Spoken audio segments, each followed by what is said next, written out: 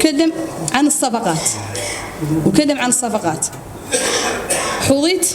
حظيت منذ مجيئي إلى الوزارة بذلت لجان تفتيش، وإن دل ذلك على شيء فهو يدل على الأهمية الكبرى اللي بقطاع التربية عند الدولة، اللي حقيقة قطاع التربية إلين يصلح موريتان والقطاعات الأخرى لا تصلح، وما دام فيه خلل لا ينتموا لا ونعانوا من ياس المشاكل. معناها الدولة عندها اهتمام كبير جدا قطاع التربية، اظهر ذاك في العلاوات اللي مازلنا كاملين دروسيات ما غير بعد خلق فيهم ياسر، اظهر ذاك في البنايات اللي قلت علينا هاي السنة هذا البرنامج ضرك فيه زايد على 1000 فاصل دراسي في نواكشوط، وعلنا قدينا في نعدلوا انشاء ما يزيد على 4000 فاصل دراسي.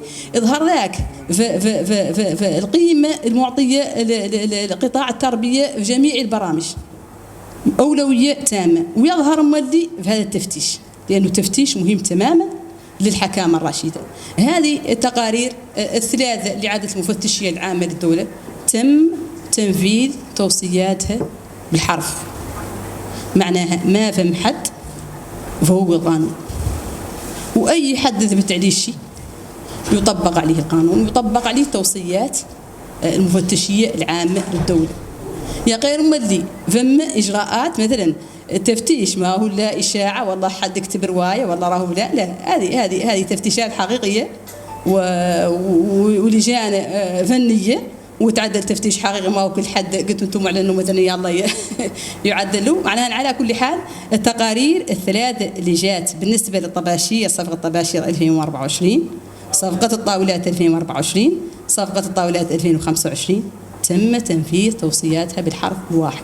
صاحب الفخامه مهتم تماما بعدين هذه الحكامه تنتشر في جميع قطاعاتنا، وفم محاربة حقيقية للفساد، والله اللي عن الحق هتجد على الناس، ولا مقبول أي اختلال ولا أي تهاون ولا أي إهمال، لا إهمال قاعد البسيط. هذا فيما يعني الصفقات.